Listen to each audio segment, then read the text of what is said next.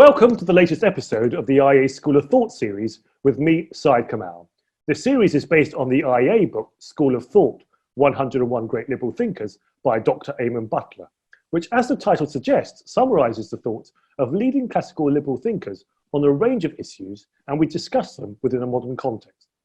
All the episodes in this series and all other online content can be found on the IEA YouTube channel, IEA London. You can listen to the podcasts on Podbean and also find content on our website, iea.org.uk. Now, today's featured thinker is Anders Chydenius, who is an 18th century Finnish priest and was also a member of the Swedish Parliament. And to discuss the man, his ideas and his contribution to classical liberal thought, I'm delighted to be joined by Swedish author and historian of ideas, Johan Norberg. Johan, thank you very much for joining us today. Thank you. Now, can I start off by just asking generally, why did you pick him? What was it about Mr. Chydenius that inspired you to choose him? Did he have a profound impact on you specifically? Was there something that stood out about him? I know there's a lot of questions, but in effect, why did you choose him? Well, first of all, he's not British. So he doesn't belong to the Anglo-Saxon classical liberal tradition, but my own Nordic and Swedish tradition. And I think that's important to find that this is a common heritage. Throughout the world, we can find pioneers in liberal and libertarian thought, even in a very remote place like the one Chydenius was born into. And this is another fascinating thing. He didn't come from the Swedish capital. He didn't go to the Enlightenment salons in London and Paris. He was born in a poor rural part of what was then Eastern Sweden. Nowadays it's Finland, but close to Russia, very far away from the universities and from the political salons.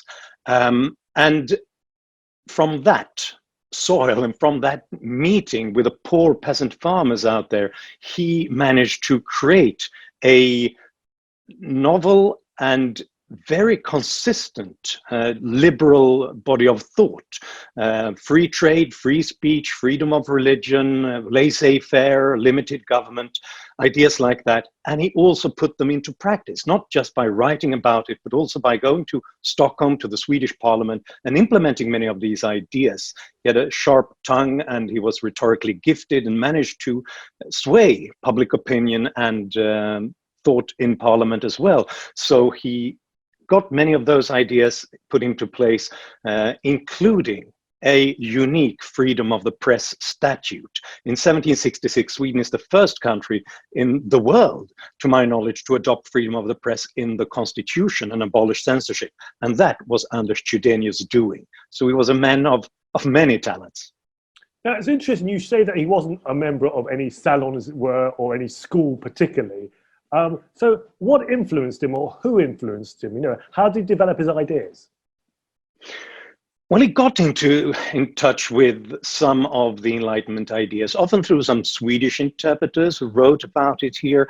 He read the French physiocrats, and that's how he came up with some of his economic ideas.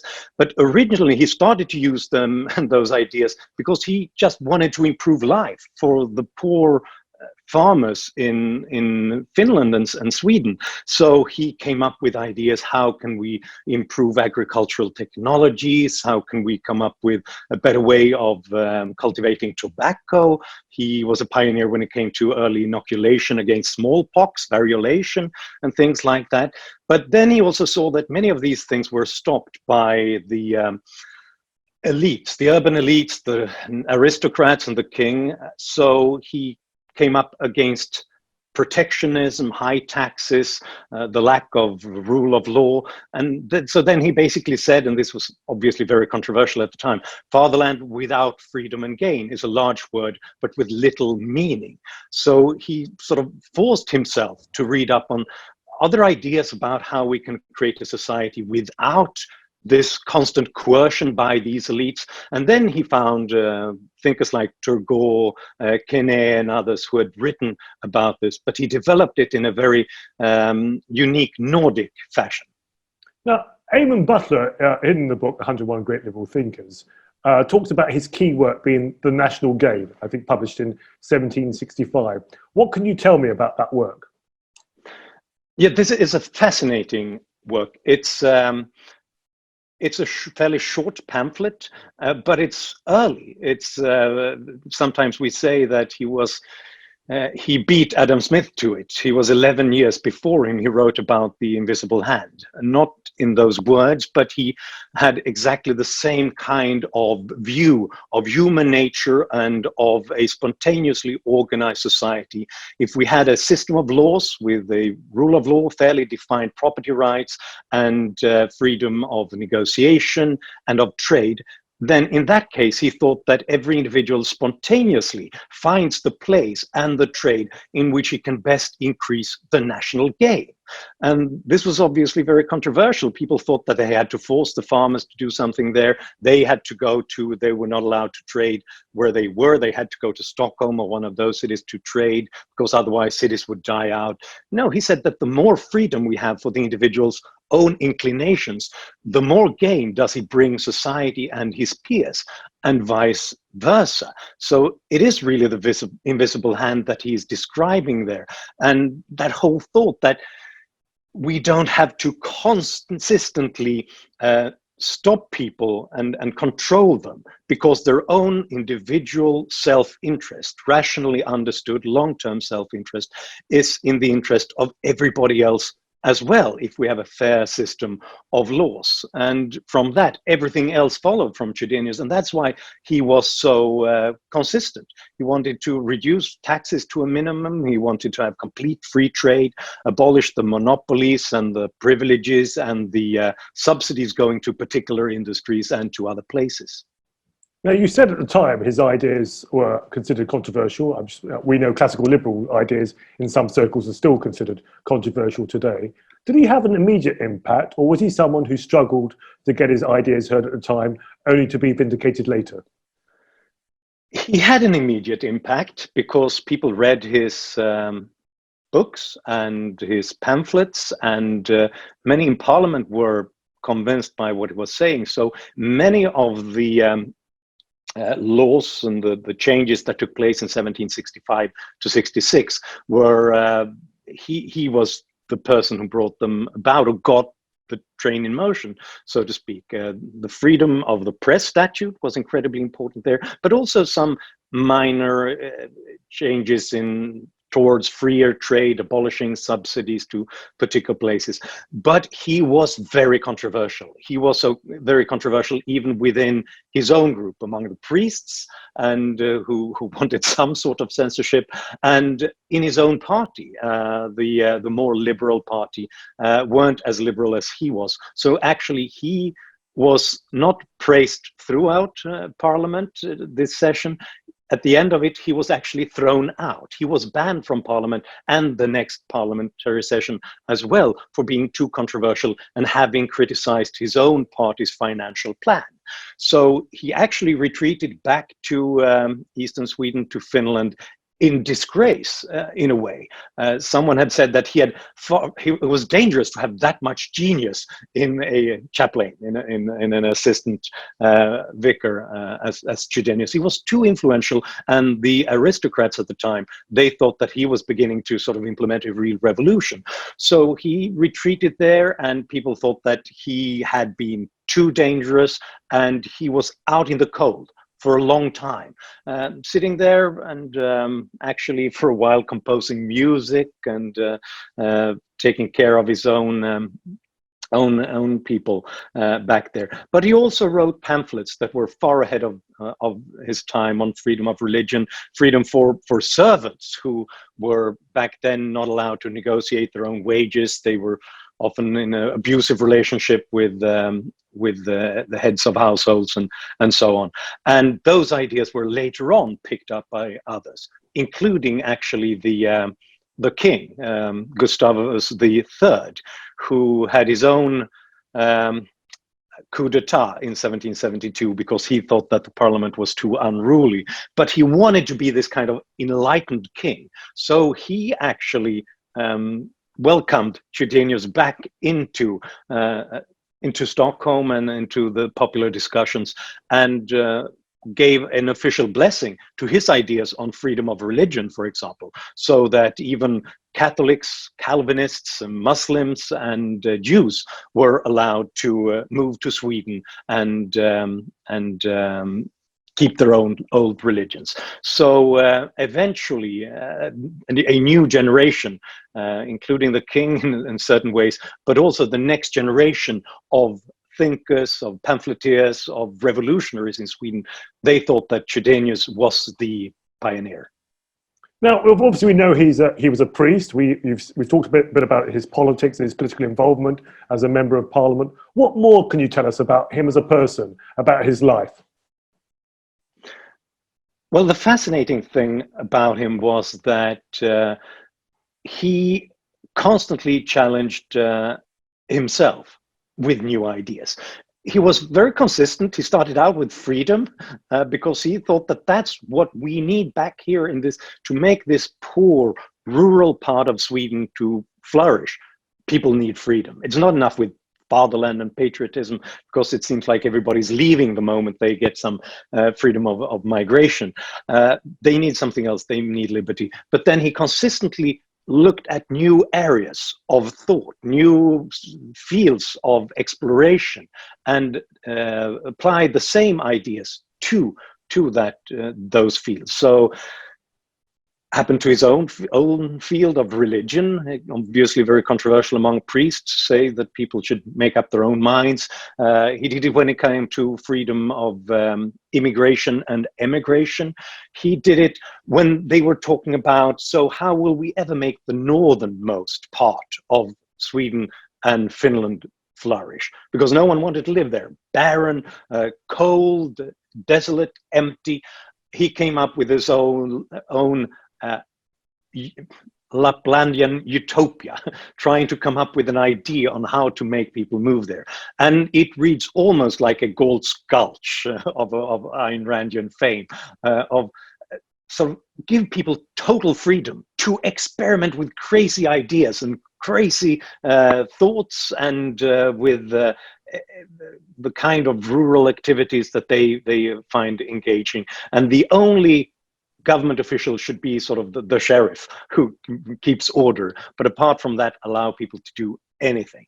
And you know, for a fairly conservative priest, at least when you look at his thoughts on the commandments and on church attendance and things like that, it was heavy stuff. And that goes with also the agricultural techniques that he wanted to see implemented, the fact that he cooperated with local farmers and on tobacco cultivation as a priest was quite controversial. If you saw that today, it would be like a priest trying to encourage the local farmers to engage in, I don't know, genetically modified crops and cannabis cultivation.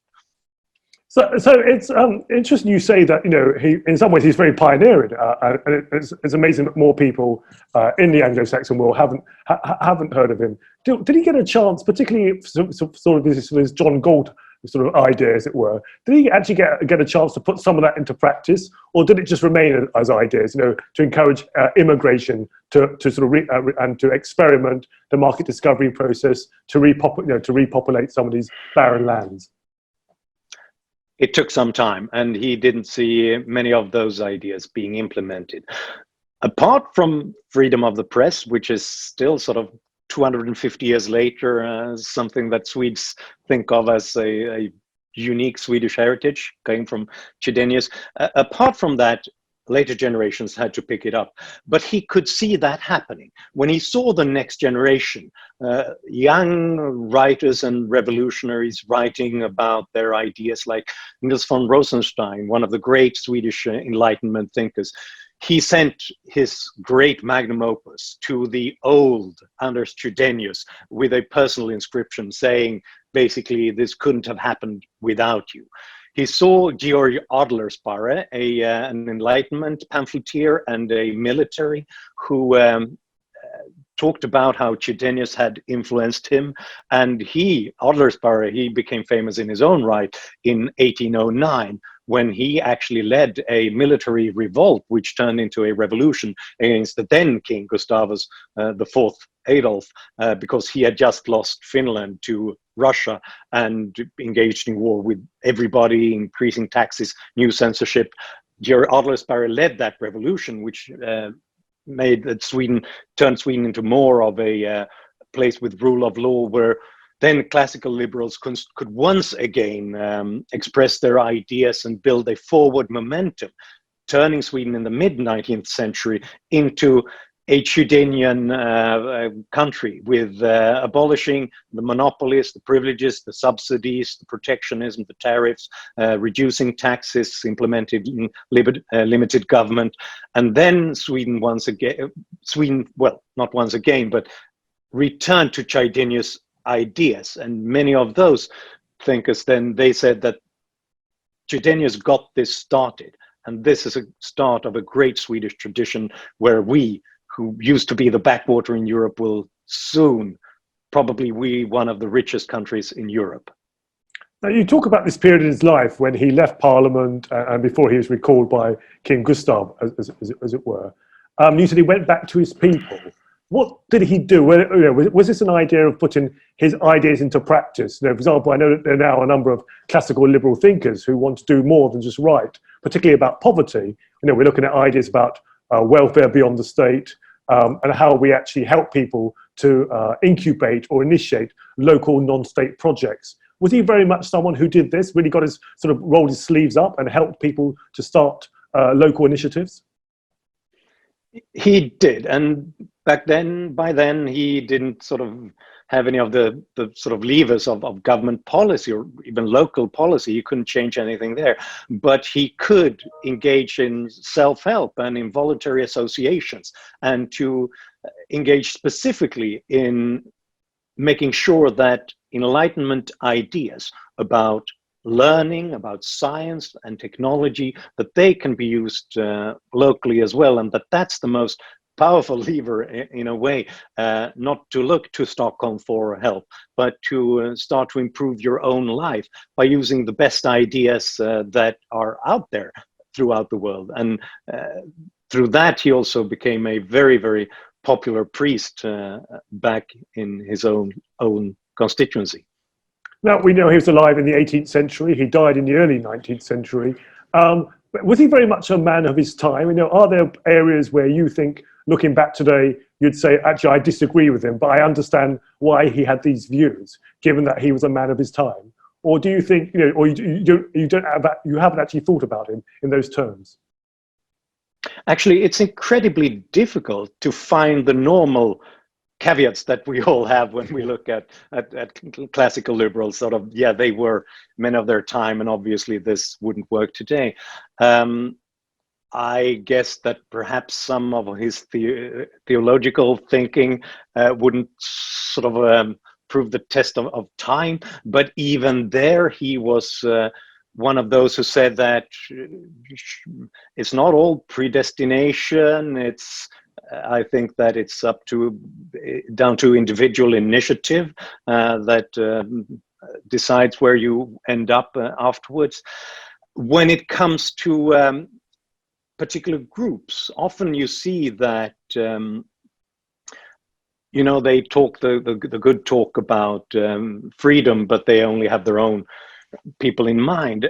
It's not really like that for Chydenius, because he really starts with the poorest of the poor, the local peasants. It's for them he's doing all of this, and that's why when he moves to new territory and looks at others, no one is basically excluded, because he's got this idea that people are a third way between those who said that, oh, people are all awful and we have to control them, or they're just sort of poor, hopeless people and we've got to help them. He had this incredibly hopeful attitude about people, because he met them every day in church and in the rural land, and he saw that they are wonderful people who work incredibly hard. They're full of initiative. They've got exemplary ability. It's just that they have to use all of that hard work and all that planning to just avoid the taxes,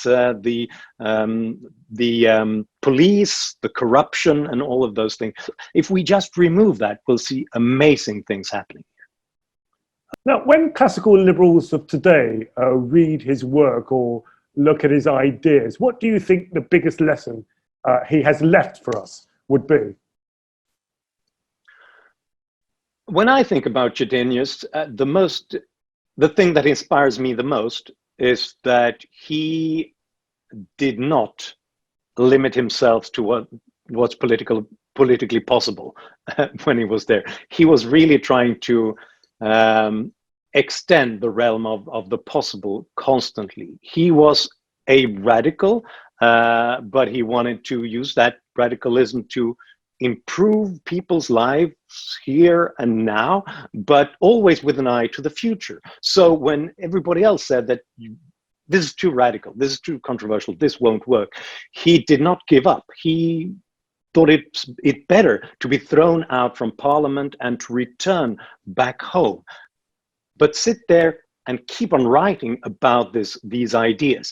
And in one very moving paragraph, he writes in one of his books that the ideas that this present era tramples underfoot will be picked up later on when they see the limits of the ideas that are now accepted as possible and popular, and then they will begin to have a stronger impact. And that's exactly what happened. He kept on writing and he kept on trying to get his message across, and eventually later generations began to pick it up, and not just sort of the young generation that he got to see, but even in our day and age, when we had the last reform era in Swedish politics in the early 2000s, the Minister of Finance, Anders Borg, from the liberal conservative moderate party, he had a portrait on his wall of Anders Chydenius. So I'd like to think that he was sort of constantly looking at him, thinking, yeah, you'd better learn the lessons that I tried to send you across time in this sort of intellectual time capsule. That's a very powerful lesson. I remember being told when I was a PhD student, and someone from the Libertarian Alliance in the UK told me, sometimes your ideas will take a very long time to be realized, but the important thing is to put them on the agenda, write them down, and you just never know when people, keep arguing for them. So that's an incredible example of that. Now, look, when you and I are speaking, we're not sure whether we're in the midst of a pandemic, we're between waves, but we're clearly, we've seen lots of lockdown, increased government intervention, increased state activity. People have challenged liberalism and classical liberalism in general. What lessons do you think he would have had, or does he hold for us as classical liberals as we consider the implications of this in the middle of a pandemic? Yeah, don't give up and don't become embittered. I think that's the lesson. When Chydenius was thrown out because he criticized this financial plan that even his own party wanted to put in place, everybody thought he was a fool. But what he did then was not to give up, but write about it, explain why this is not going to work, fully realizing that no one believes this now, but sooner or later this will fail, this plan will fail, and then there's an opening, a new opportunity, and people will begin to be frustrated with the ideas that they had formerly adhered to, and then they will look at the other possibilities. And that's exactly what happened. He retreated back to Finland, Chydenius, and people thought, what a fool to complain about this perfect financial plan. But of course, it threw Sweden into a depression.